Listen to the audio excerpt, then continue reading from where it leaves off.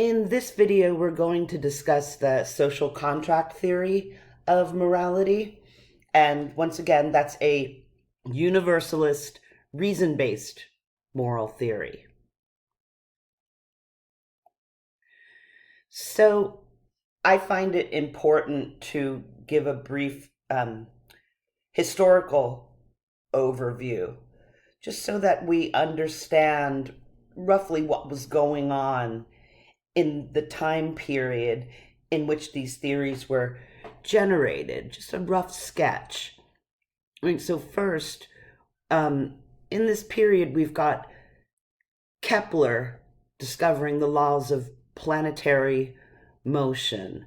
We've got Galileo condemned by the Inquisition.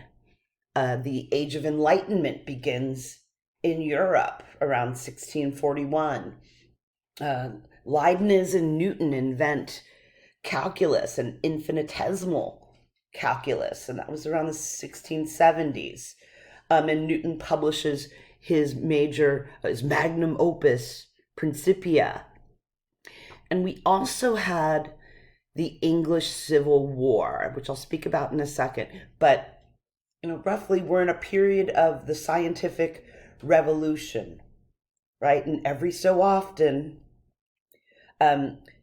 everything gets shaken up in history. And actually, we may be going through that currently right now. It's hard to see when you're in it, right? But when we look back, it's like, whoa, major period of change, lots of stuff shifting around and resettling, right?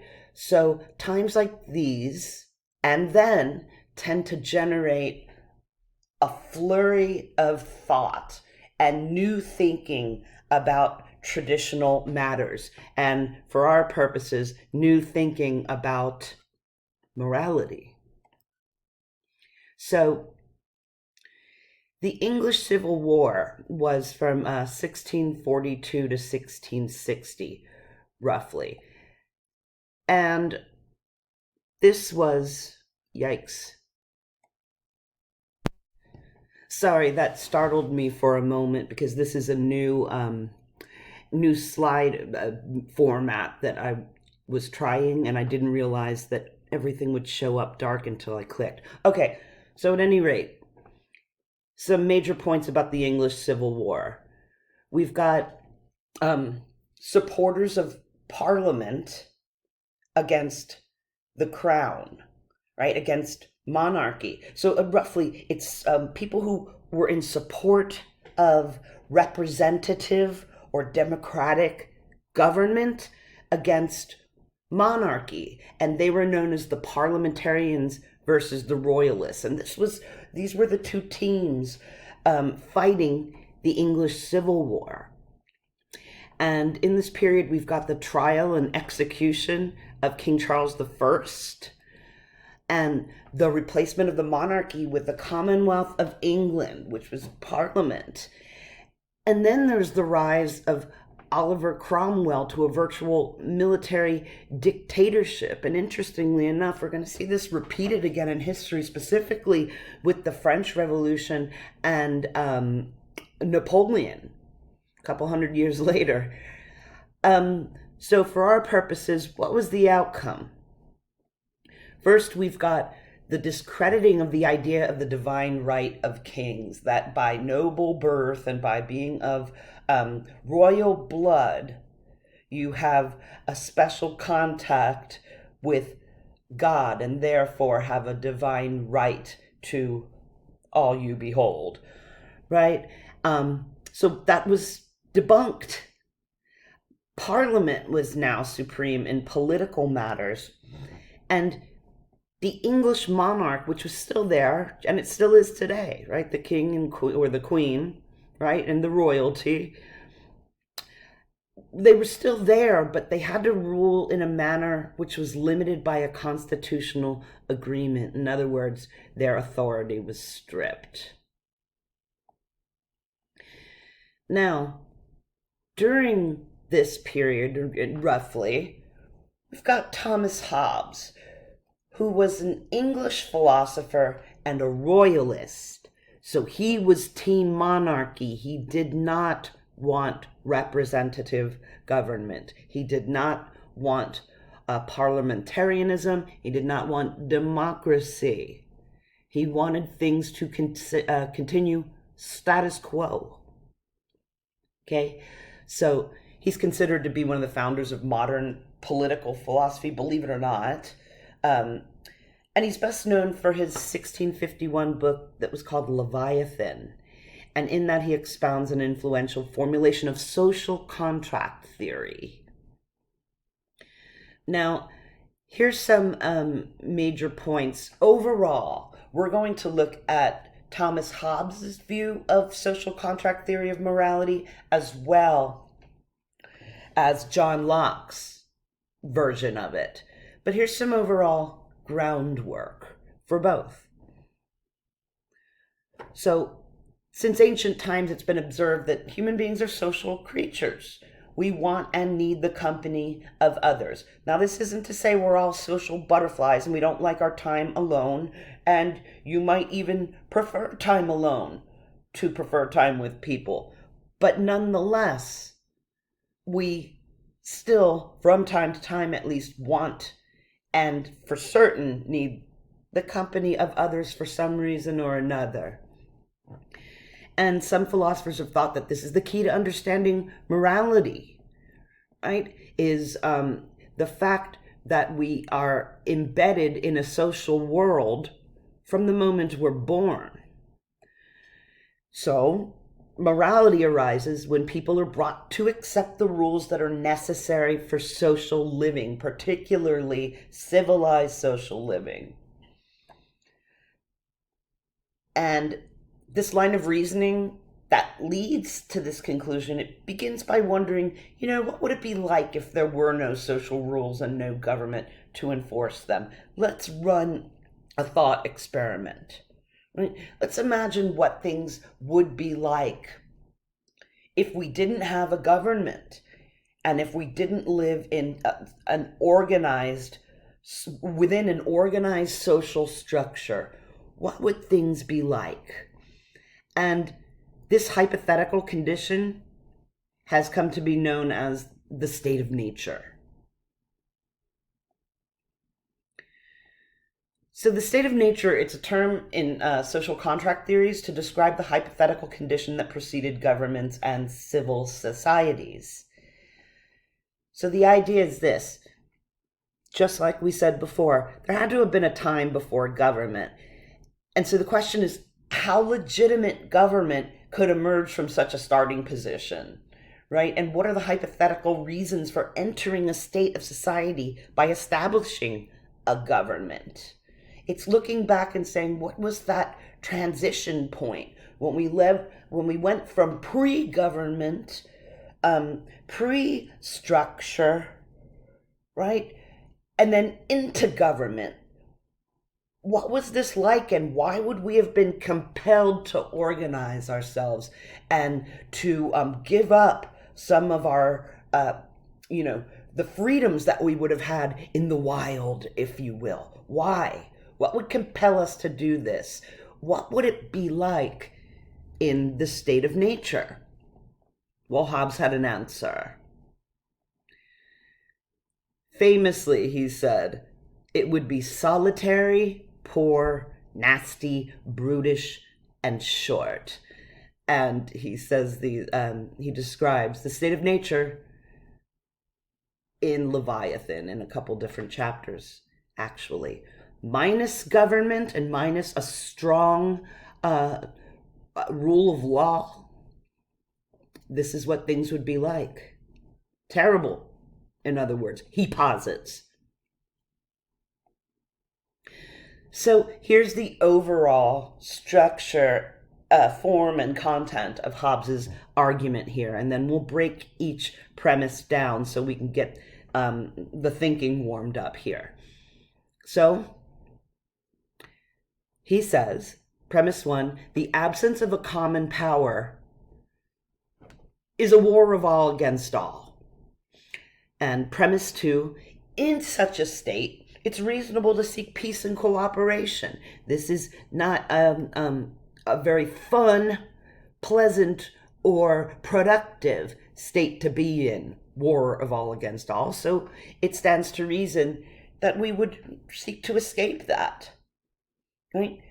Premise 3, peace and cooperation are achieved by making and keeping covenants. And I'm using the original language here, but covenants, think of it as promises, contracts.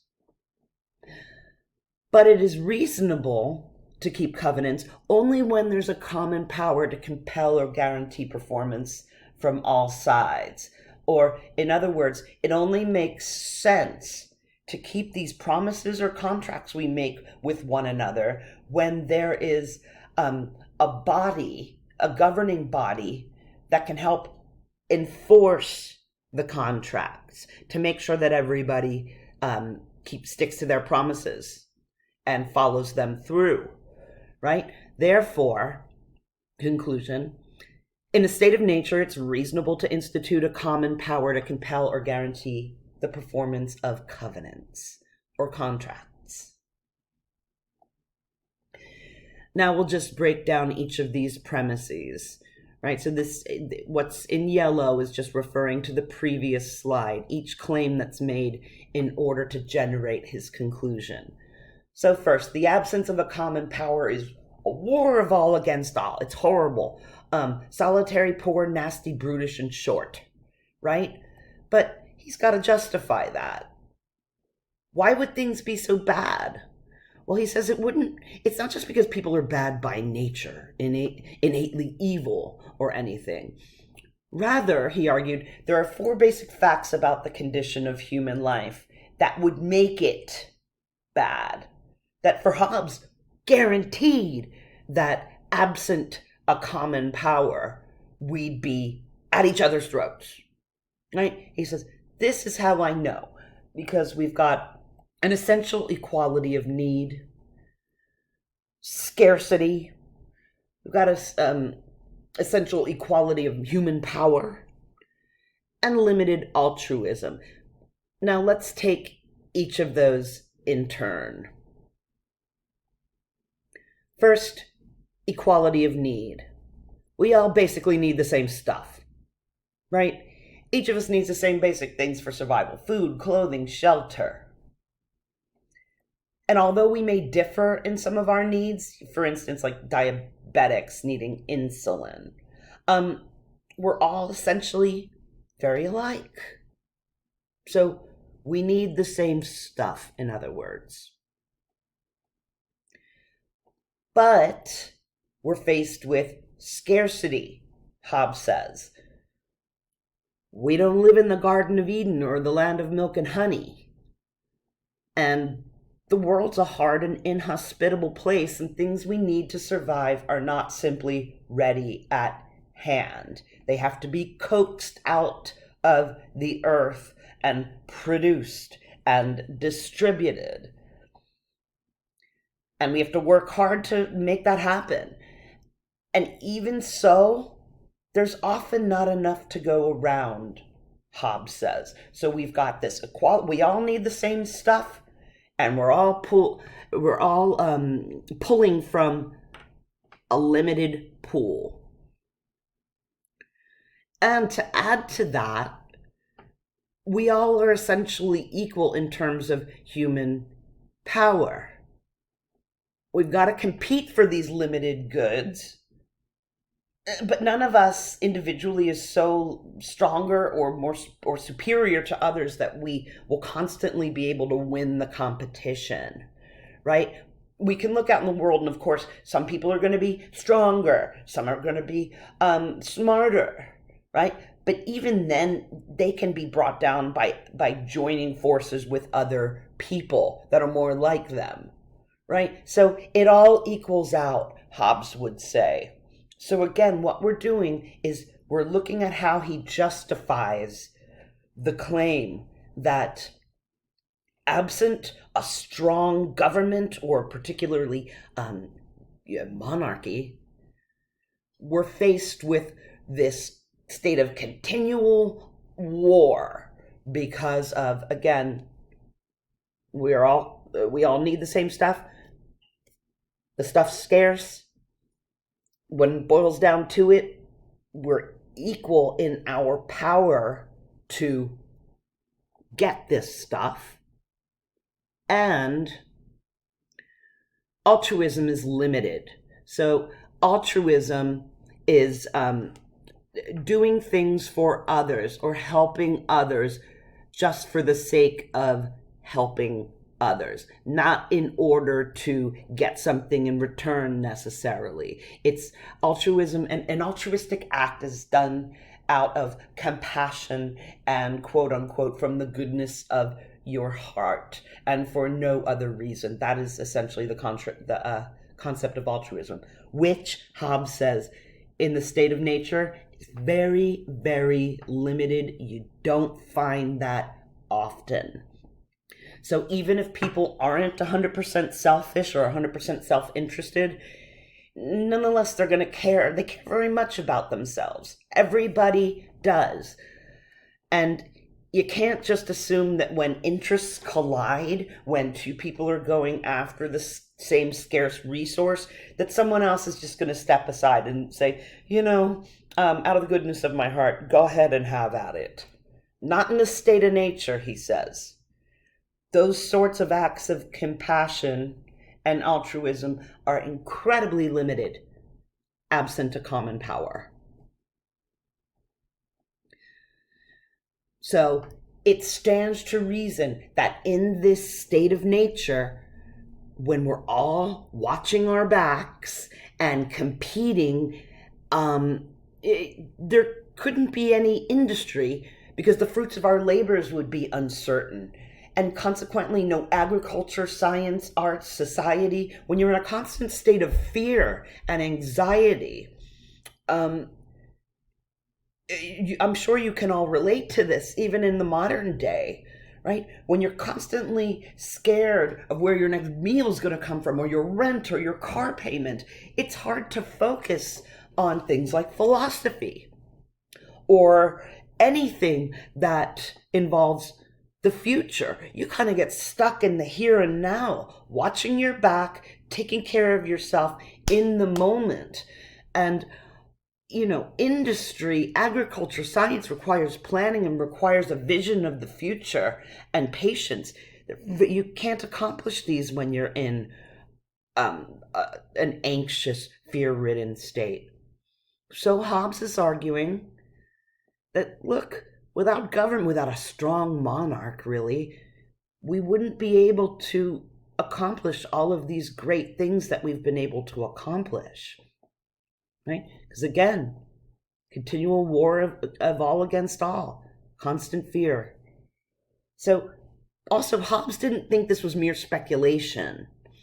He pointed out that, take a look, when insurrections happen, when civil insurrections happen, which they do from time to time around the world, people start to hoard food, they start to arm themselves, they lock out their neighbors, they go into fear and self-protection mode. And this ought to sound very familiar to many of you right now.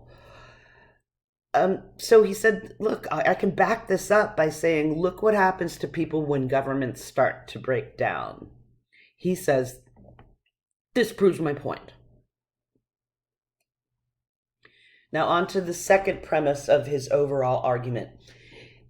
When faced with such a state, of course it's reasonable to seek peace and cooperation. It's a terrible state to be in. Who wants to be constantly fearful and anxiety-ridden? So the absence of the war of all against all, it cleared the way so that people could fashion technologies for a more productive and comfortable existence. You'd be able to focus on your future and on projects that require a future orientation. You'd be able to concentrate. So what's needed to escape from the horrific state of nature is some way for people to cooperate with each other. And by cooperating and dividing the labor, the amount of essential goods can be increased and distributed. If we can just cooperate, divide up tasks, and trust that others will perform their tasks, we would be able to clear out this fear, this anxiety, this worry that's keeping us from moving ahead. Now, third premise of his overall argument: peace and cooperation are achieved by making and keeping covenants, or again, promises, contracts, right? There must be guarantees that people will not harm each other, and people have to be able to work together without fear of attack, theft, or treachery, right? Because, as I've said, fear is the antithesis of work and focus. And we've got to be able to rely on each other to keep their agreements.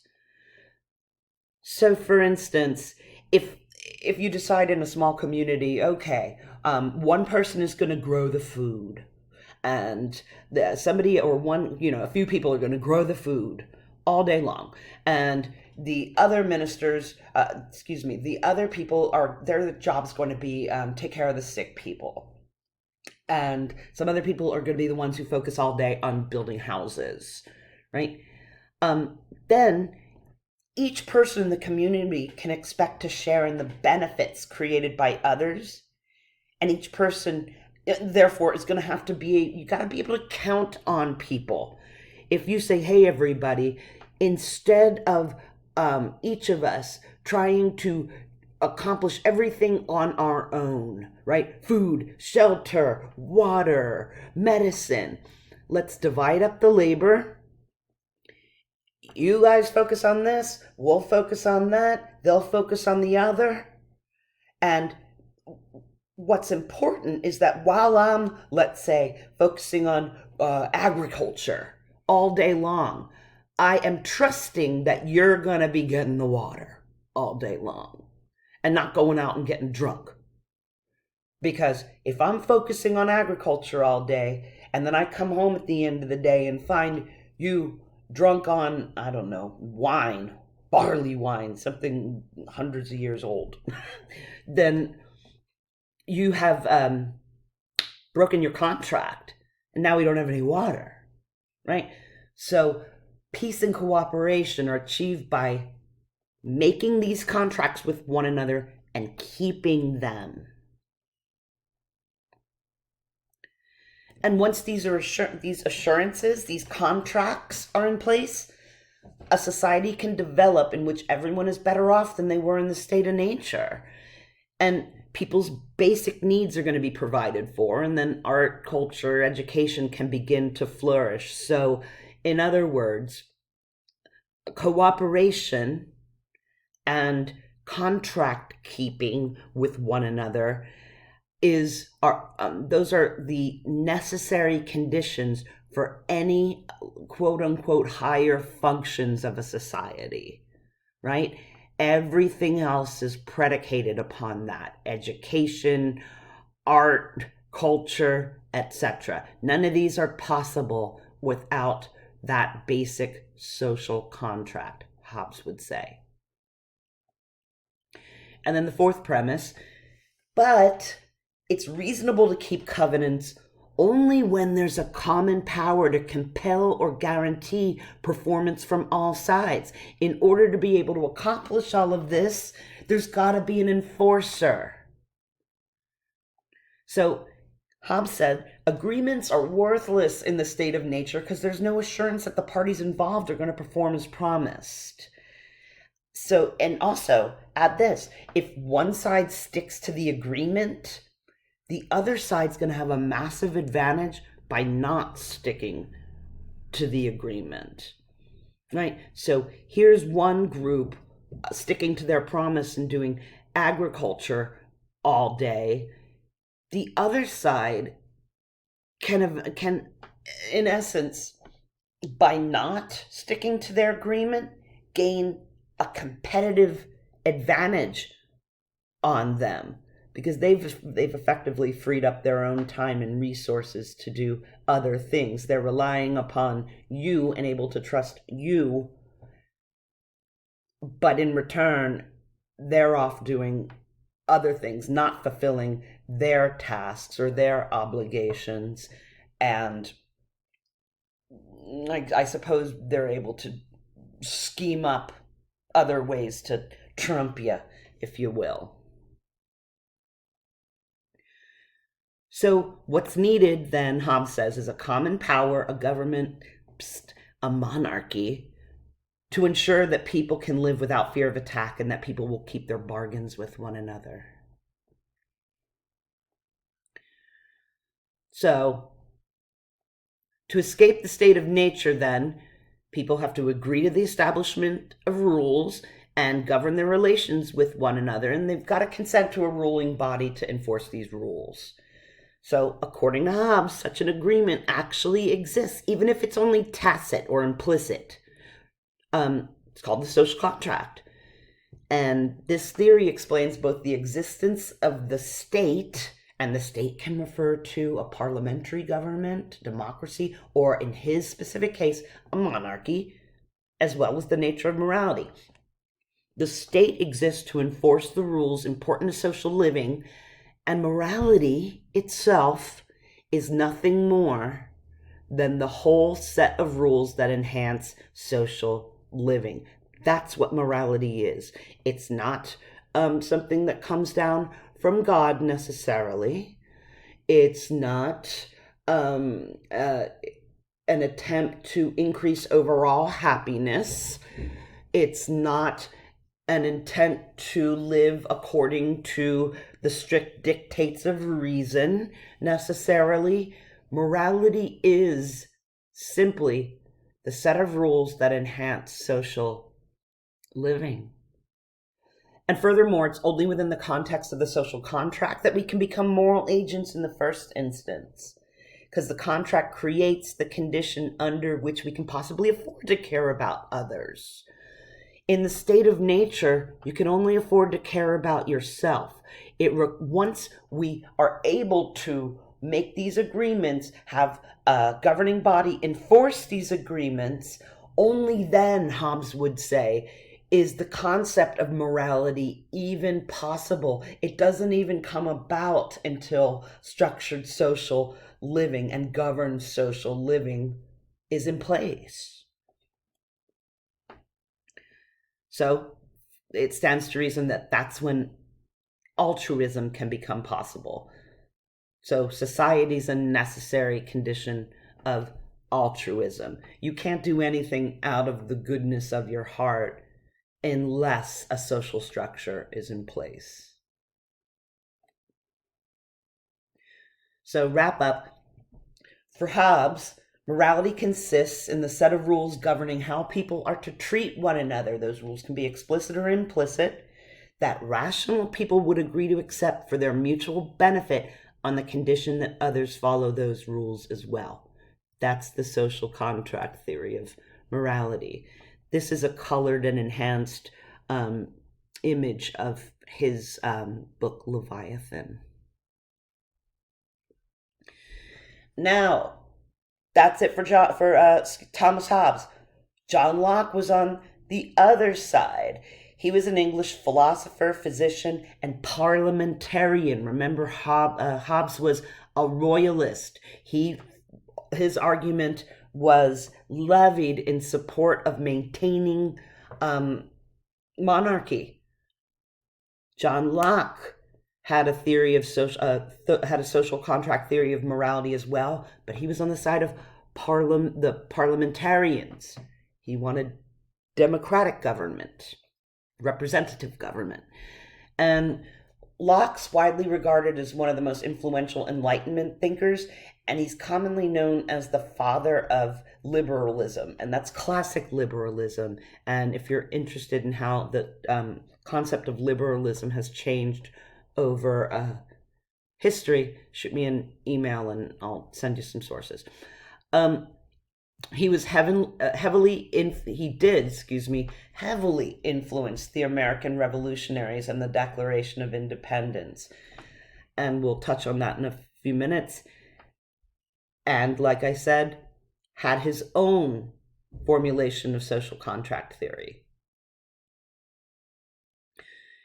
He laid this out in his book called Two Treatises of Civil Government from 1690. And that book was a series of arguments against the royalist position that governments are secured by the divine right of kings and absolute monarchy, against Hobbes's view, really. So the social contract for Locke is only legitimate to the extent that it meets the general interest and promotes the general welfare.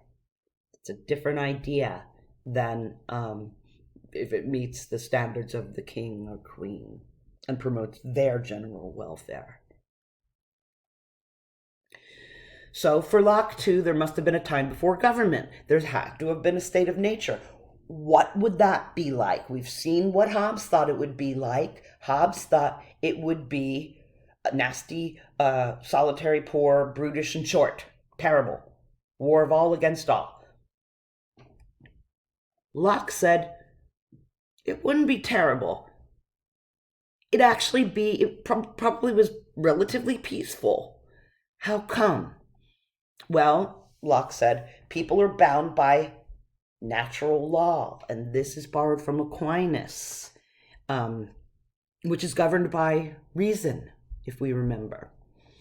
So just our faculty of reason alone dictates that we're all equal and independent, and no one ought to harm another in his life, health, liberty, or possessions. So Locke builds his theory of morality, his social contract theory of morality, he predicates it on Aquinas's natural law theory. So in the state of nature, Locke said, people mostly kept their promises and honored their obligation.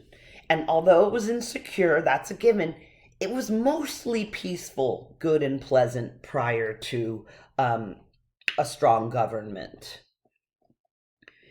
And in any place where it's socially acceptable to personally punish wrongdoings committed against you, for example, the American frontier, people were in what he called a state of nature.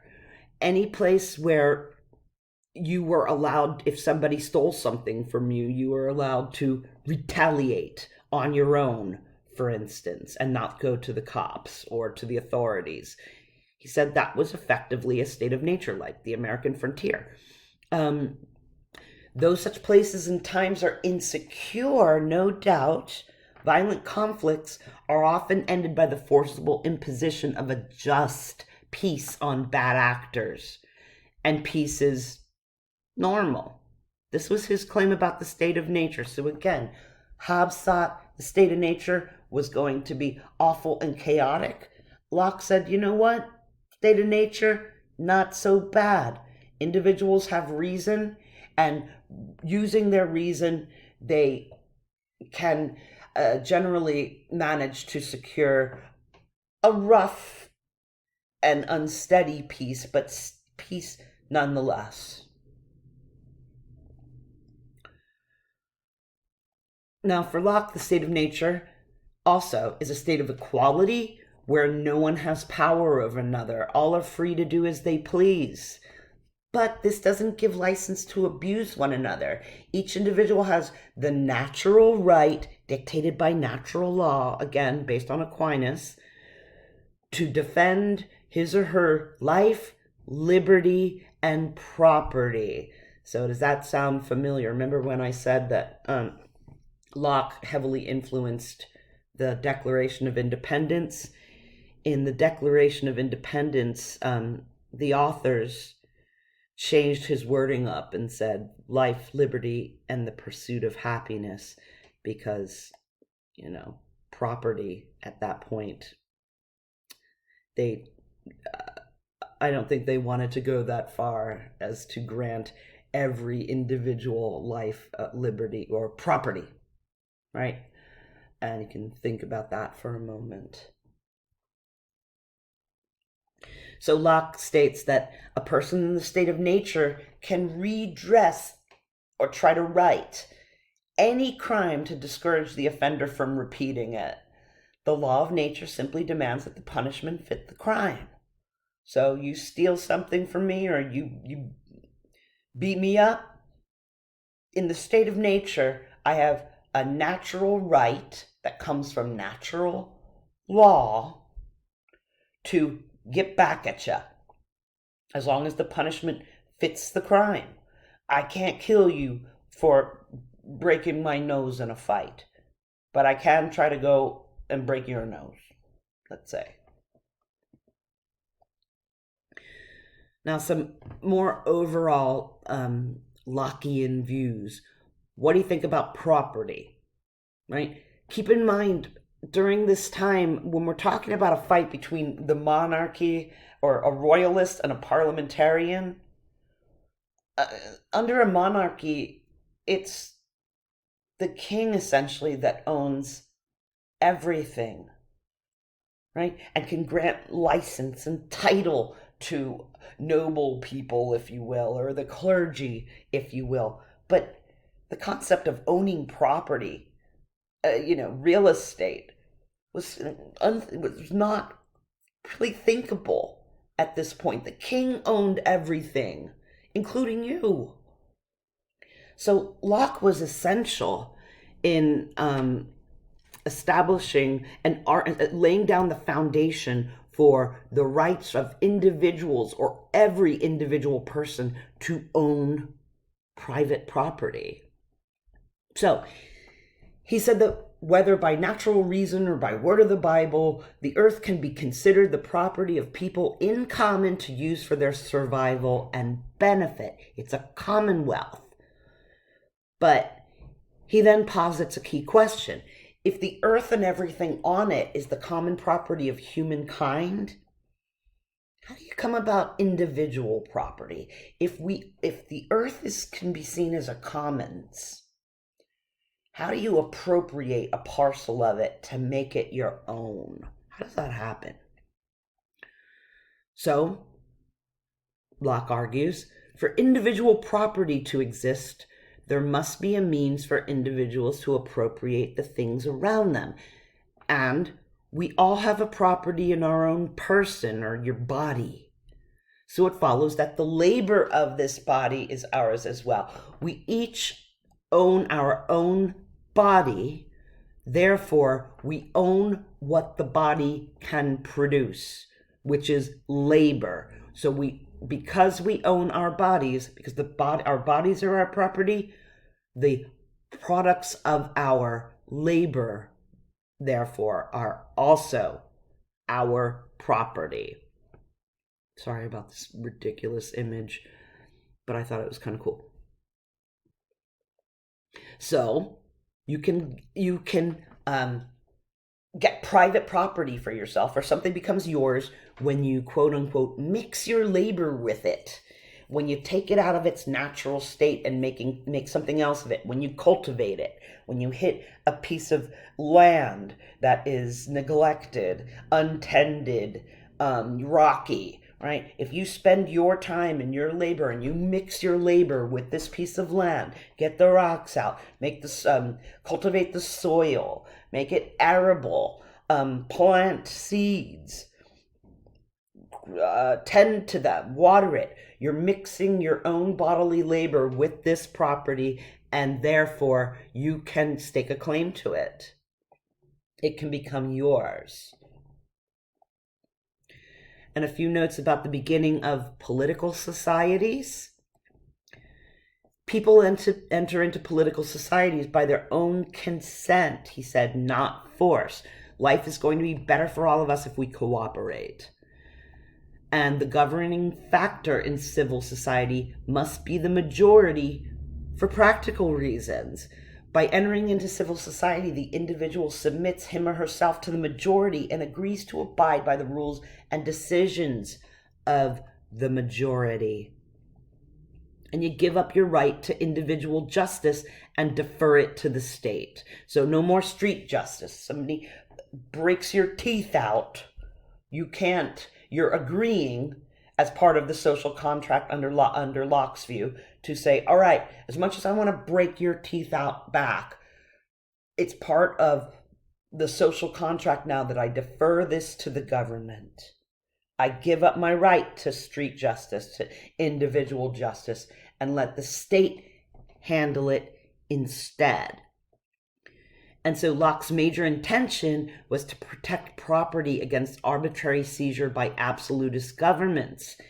He largely restricted the state's role to protecting people in the peaceable pursuit of prosperity and to adjudicating conflicts between individuals. And this is the classic liberalism that I spoke about earlier.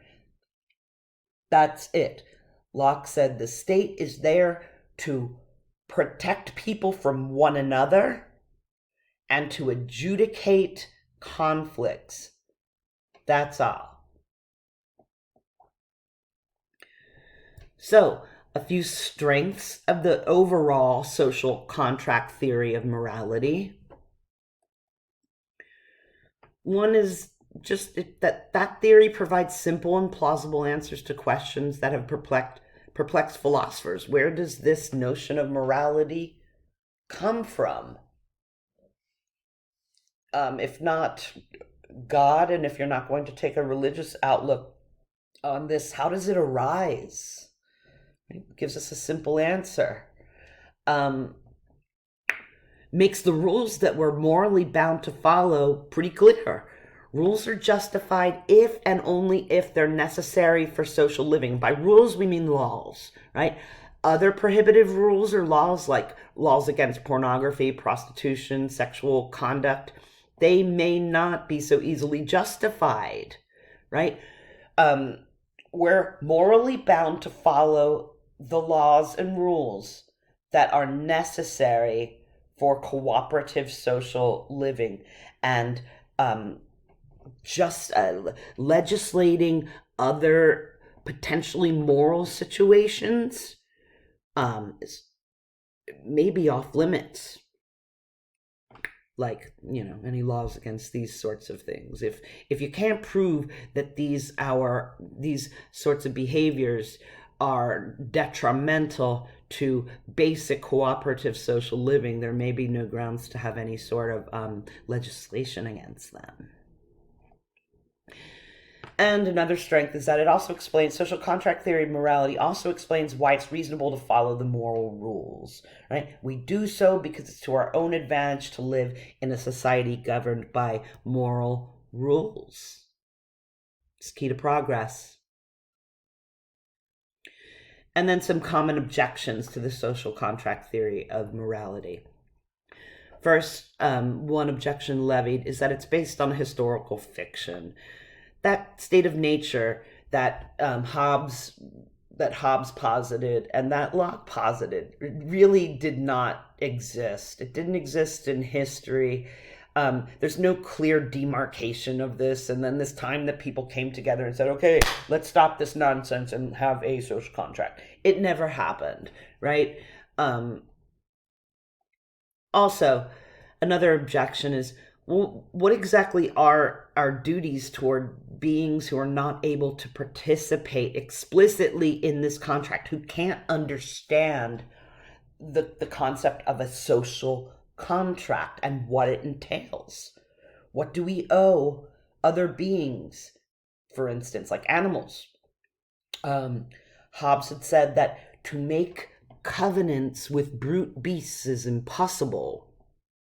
Right? So in other words, we don't owe any, we have no obligations to things like, monkeys, dolphins, animals in general, right? This is an objection that's often levied against the social contract theory of morality. No room for other creatures.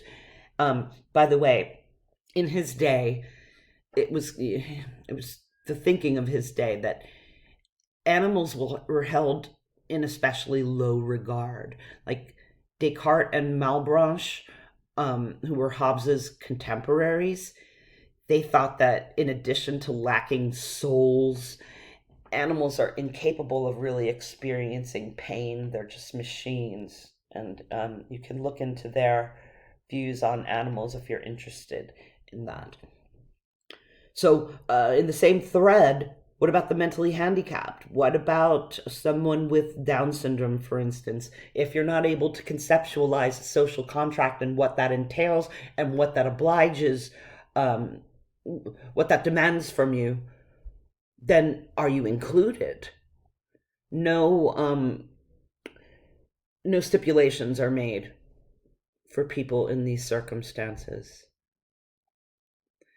And also, a common objection is that it justifies the tyranny of the majority, which simply means, because in Locke's version, we have to, it's majority rule.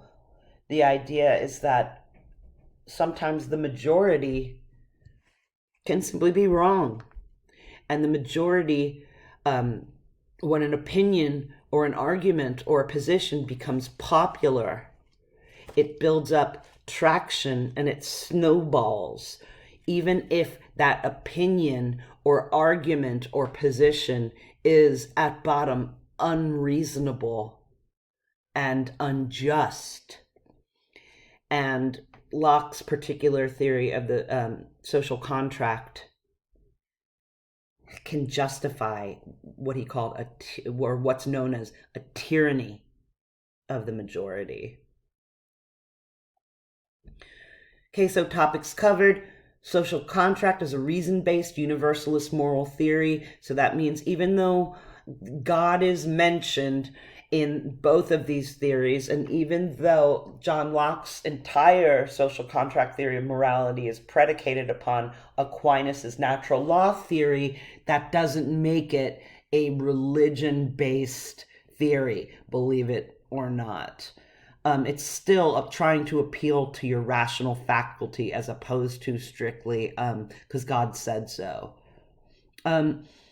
We looked at Hobbes' version, Locke's version, strengths and standard objections to social contract as a moral theory.